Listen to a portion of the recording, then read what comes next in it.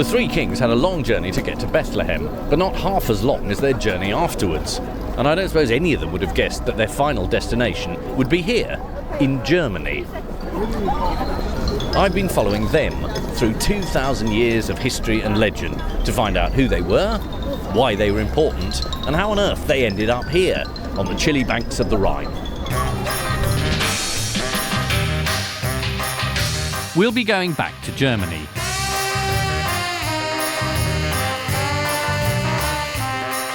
But as with any good story, we have to start at the beginning, and that means the Bible. The three kings make their first appearance in the Gospel of Matthew, and it's their only one. They don't feature in the other Gospels, and they get just 16 verses.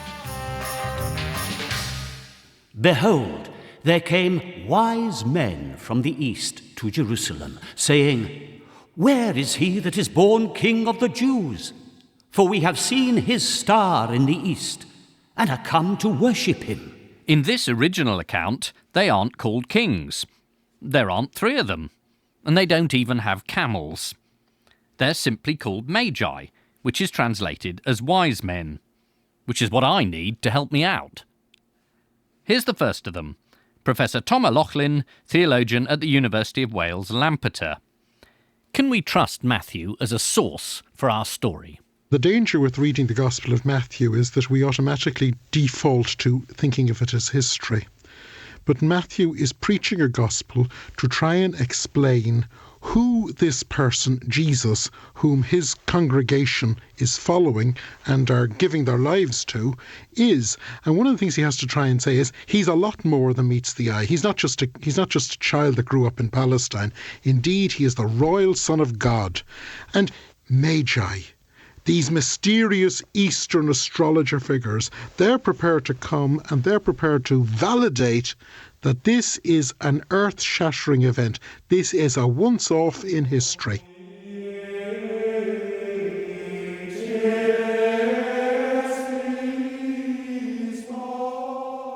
He seems to be suggesting that the very basic story, let alone the detailed version we now have, was, well, a bit of religious spin. I thought I'd better go and see another wise man and put the question a bit more bluntly. This is me engaging in theological debate with the Archbishop of Canterbury.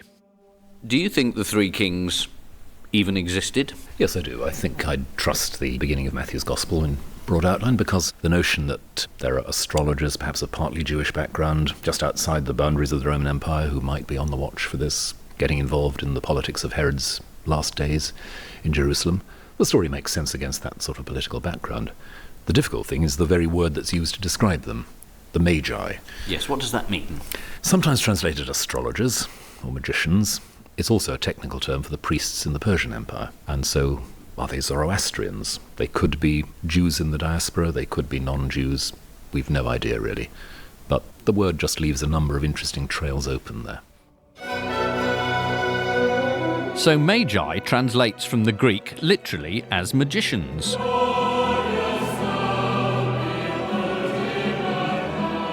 Which means that these figures giving legitimacy to the new religion are in fact old-fashioned pagan sorcerers. I need another wise man, the writer A.N. Wilson, to explain the confusion. Is there a problem with them being astrologers? Because there are certain texts in Christianity which are very down on astrology and this sort of nonsense about the stars, aren't there? Well, the funny thing about astrology is that all the major religions of the book, Judaism, Islam and Christianity, condemn astrology. And everybody who's been a bigwig within this religion have been addicts of astrology. Nearly all the medieval popes always consulting astrologers. The wise Arab mathematicians of the 8th and 9th century, fantastically keen, more keen than the astrologer in the Daily Mail on what Scorpio was doing and so forth. So far as the Bible is concerned, the Magi were astrologers, they followed a star, but most importantly at Christmas, they gave presents, which they'd really thought about.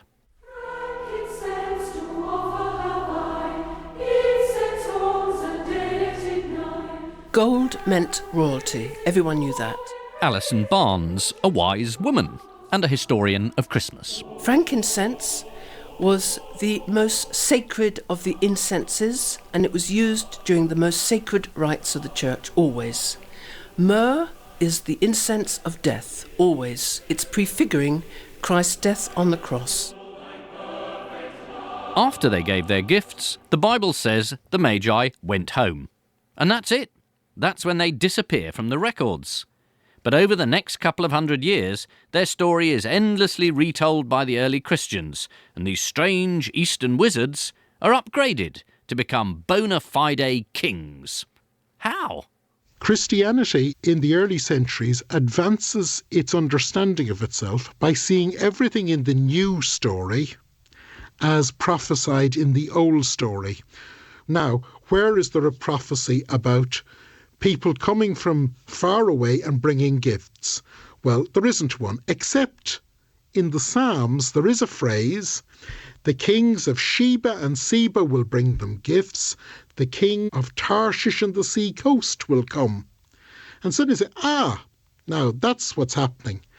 It's the king from Sheba and Seba and Tarshish and the sea coast, 3 of them, 3 gifts, 3 magi, 3 kings. The changing political shape of the Roman Empire in Europe and the Middle East during the 3rd and 4th centuries AD meant that the idea of royalty being involved in the Nativity, and not just some Jewish shepherds, was becoming rather more attractive. Posh Romans like Tacitus said it was a religion for women and slaves. They were quite right, of course. But there were an awful lot of women and slaves, which is why it was rather popular. And I think having 3 kings makes it attractive both to the poor, who like the idea of the rich and the powerful kneeling before this poor baby, which is really what's so moving about the whole idea, I think, that these people who have come down from their thrones, not just from their place of wisdom, but from their thrones, to kneel in a poor stable.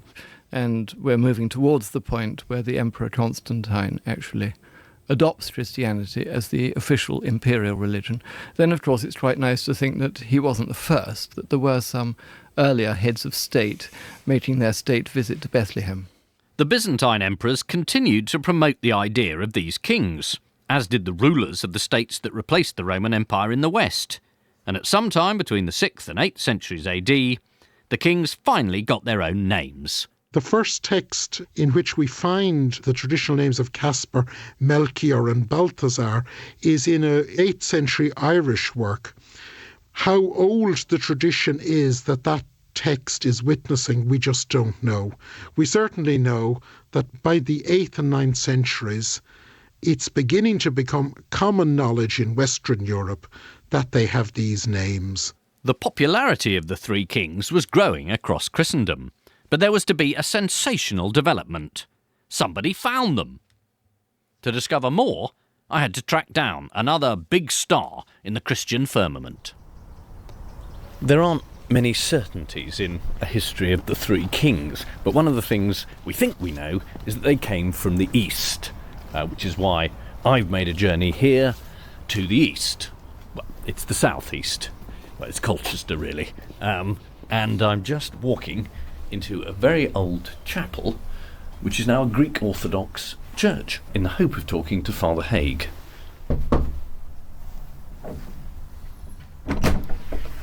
Hello. Welcome. I'm Ian Hislop. Good grief.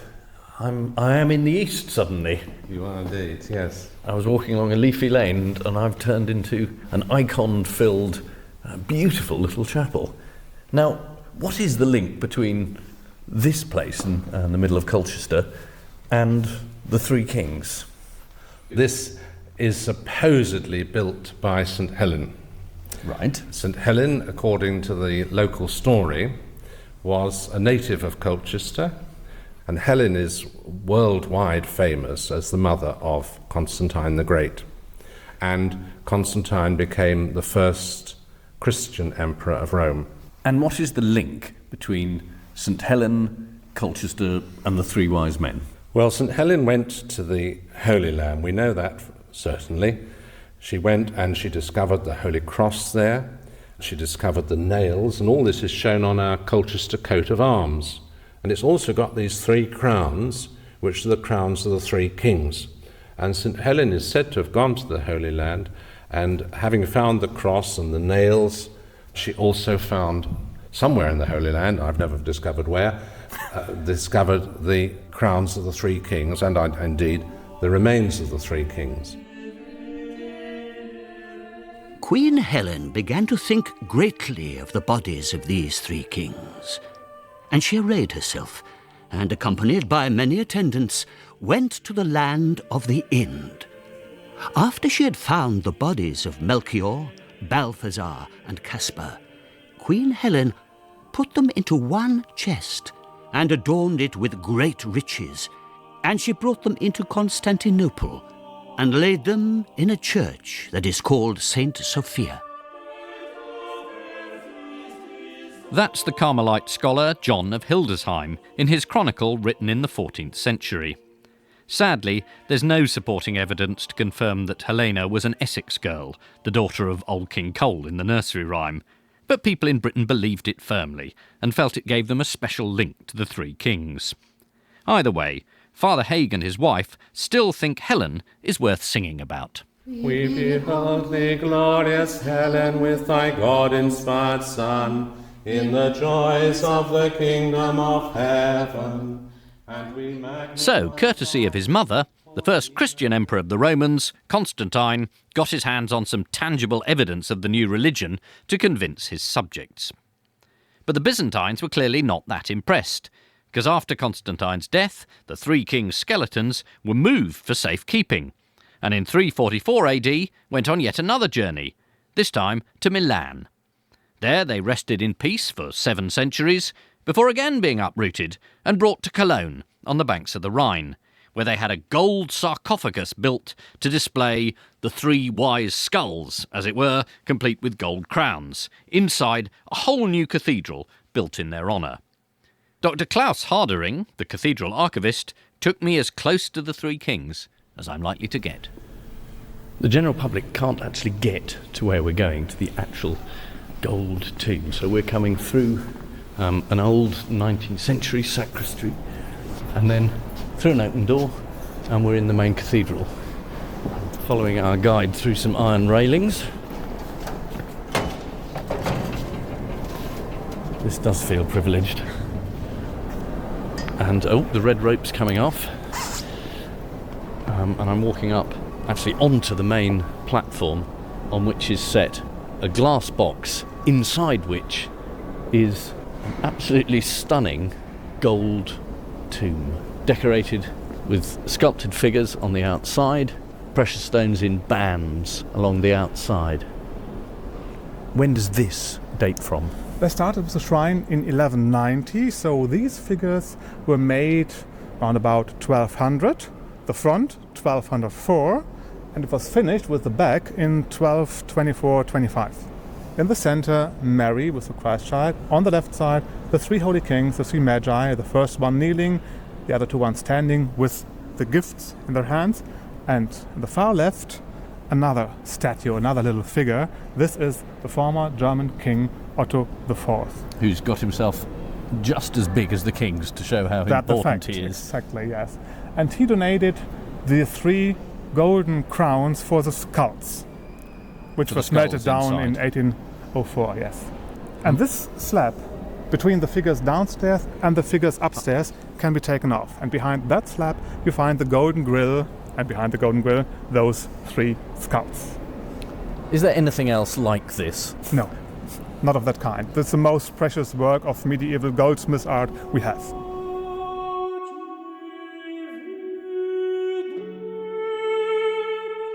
As soon as the bones reached Cologne, they began to heal the sick and needy. And in fact, this reputation made the city of Cologne. It grew apace after that because of all the pilgrims. People began to flock to them from England and France and Spain and Italy and everywhere to have their wishes granted by the bones or the remains or whatever they might have been in that reliquary. Of course, this is the slight problem with the shrine at Cologne. It might not contain the bones of the 3 wise men at all.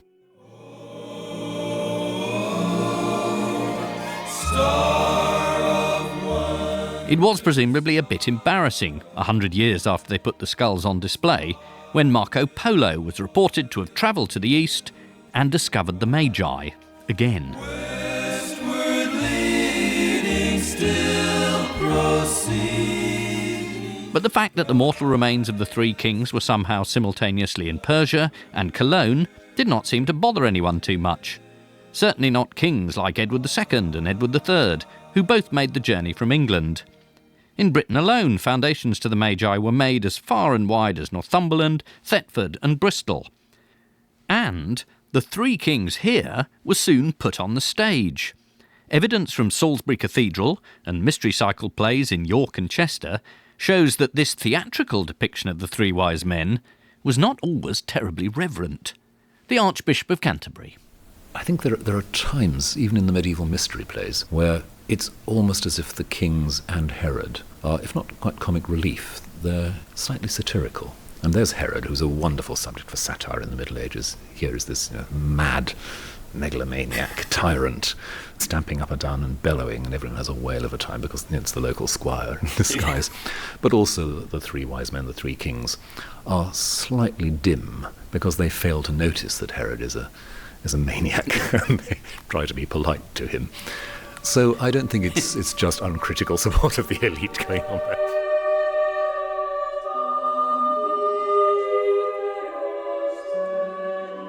The kings were not, however, a subject for comedy in art, and certainly not in Europe. Time for another of those wise men. I'm in the National Gallery in London in front of a vast picture by Veronese of the Adoration of the Magi, and I'm talking to Tim Marlowe, the art historian. And we could be in any European gallery, couldn't we? This subject is always being painted. It is, and what interests me is that it's fairly early on in the history of Christian art. It's 1st, 2nd century AD. There's evidence of this subject in the catacombs. It's there in Byzantine churches. It features in mosaics. It flourishes in the Middle Ages. Of course, in the Renaissance, in the High Renaissance, which is what we're standing in front of, it reaches a kind of pinnacle. This absolutely is a chance for painters to let rip. You have a massive retinue of animals, of servants. You have jewels, you have robes. Yes, I mean, the robes of the three kings could not be more over the top, could they? And interestingly, the ages of the three are different, aren't they? Yeah, the kings, invariably, they're the three of the ages of man. Often, as well, the Magi are there to depict different continents. There's always a black king. The other two look European, but in certain depictions of the Magi, Asia, Africa and Europe are sometimes stressed. So that, obviously they're broken down to depict it's the world. The idea of the three kings appealed to rich men. What's the most obvious example of this? The most obvious example, I think, is in Florence, in the Medici Riccardi chapel. In the end of the 1450s, they commissioned Benozzo Gozzoli to do the most elaborate depiction of the Adoration of the Magi because it's on 3 panels. And each of the 3 kings are portraits of 3 members of the Medici family. That's really unsubtle, isn't it? Cosimo Piero and the young Lorenzo the Magnificent. Absolutely. I mean, this is shameless. We are the three kings. And surrounding them, as part of their retinue, there's every family that you ever want to name who had any kind of power or influence in the Renaissance. There's Malatesta, there's Sforza, there's the Neoplatonist philosopher Marcello Ficino appears, and the painter Gozzoli, he's also there. It's like a hello wedding. They've just put everybody in. But it's also the photographer is in the hello shot as well. He's there.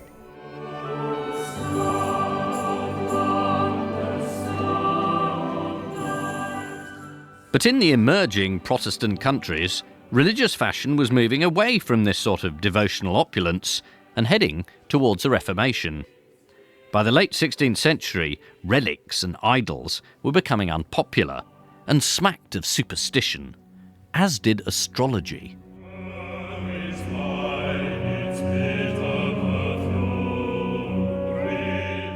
Astrology has just taken a hammering, ceasing to be science and becoming pseudoscience.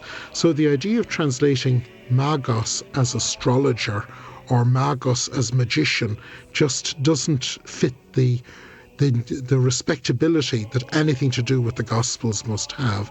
And so suddenly they start being translated as the wise men.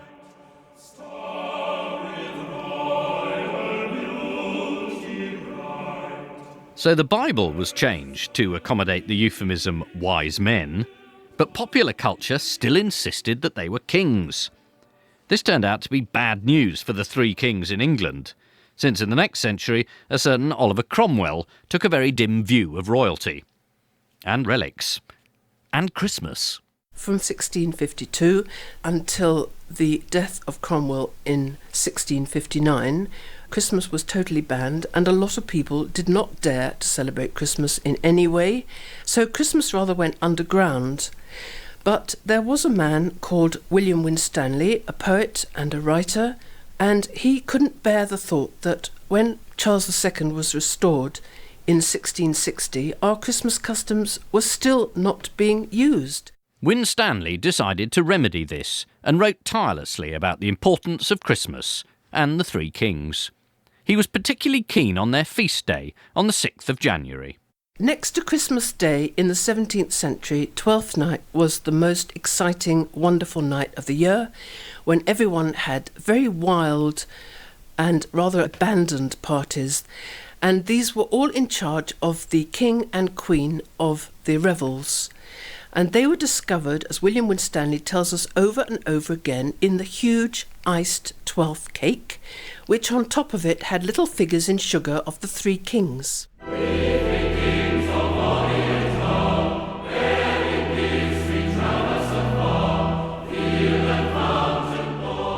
So the three kings were restored along with the monarchy, and generally became associated with the ideas of feasting, entertainment, and hospitality.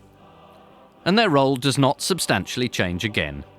The three kings in your Nativity play and on your Christmas card are the same as they've been for about 500 years, give or take a new theme tune, courtesy of the Victorian hymnodists. But why is this story so resilient? Why is this narrative structure, built on a few biblical verses, so timeless in its appeal? It's a wonderful unfolding of a kind of logic, a storytelling logic, that to most of us seems very remote. I mean, you call that a logic of storytelling. I mean, people might say it's an accretion of nonsense. Not nonsense, I think. It's the story about outsiders recognising something. And that exotic foreigner side of the wise men, the Magi, has again been there from very, very early on. In finding how the story developed and going to Germany and through the East, at every point these stories are described to me as, well, this isn't quite true, but it's a legend. Does it matter that legend is at the heart of a religion which is meant to be true? I think I'd want to say that truth is at the heart of a religion that's meant to be true. The basic biblical story stands, and I don't think it's any offence or insult to that story to say it's been the seedbed of a tremendous outburst of imagination. I asked the Archbishop why we don't really celebrate the Epiphany anymore. Does it mean we've lost respect for the message of the kings? I think we've got a habit of kind of telescoping things these days. We're very impatient. We want Christmas in mid-November. And, why do we want to wait till the middle of January for the kings? It's you just jam it all together.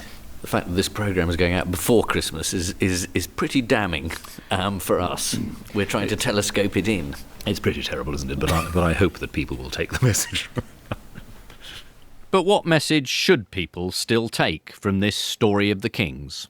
You're journeying from the outside. You do not know what you're going to find. And when you get to the baby, of course, you still don't know. There's always a quest. There's always a mystery. And the fact that Almighty God isn't sitting there on a throne of glory, he's a little baby in the straw, only adds to the deep mystery both of who he is and who we are. I tried to inject a small note of scepticism here and asked Ian Wilson about whether this mystery could survive the modern commercialised Christmas, but he was having none of it. Vicars at this time of year always get up and say that it's such a pity that Christmas has been commercialised. I always want to shout back, no, it isn't. The commercialisation of Christmas is one of the things which the shops have got right and the church have got wrong, in my opinion. Just giving people things cheers them up, and the pleasure in opening presents, and indeed choosing presents for other people, is all part of it, and that comes from the three kings. Nearly all of us this Christmas will reenact the story of the three kings and perform a domestic version of the Adoration of the Magi. And all we'll be doing is pulling a cracker. You put on a paper hat and you're a king. Read out the joke, and you're imparting some wisdom. And if you find a plastic toy inside, then you're receiving a gift. And talking of gifts, I can now go and do some shopping with a clean conscience. And where better than the famous Christmas market in the shadow of Cologne Cathedral, the final resting place, possibly, of the three kings themselves.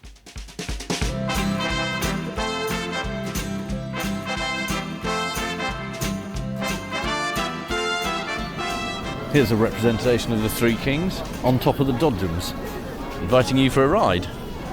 Fair enough. Now that's what I call presents. Socken. These are the gifts that people really want. Yeah, there's quite a queue there. Socks.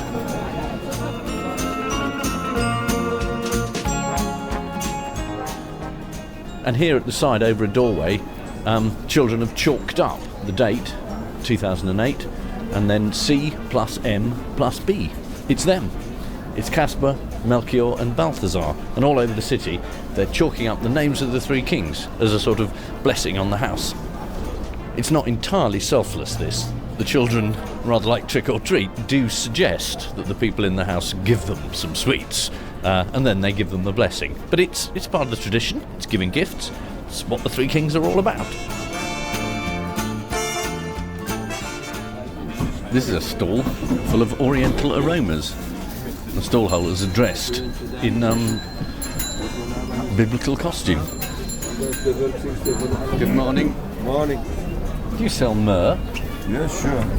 Oh, that's amazing. Yeah.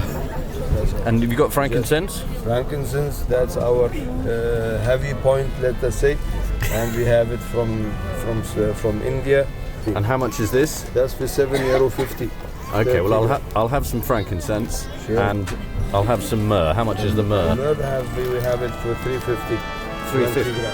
Right, that seems to be cheaper than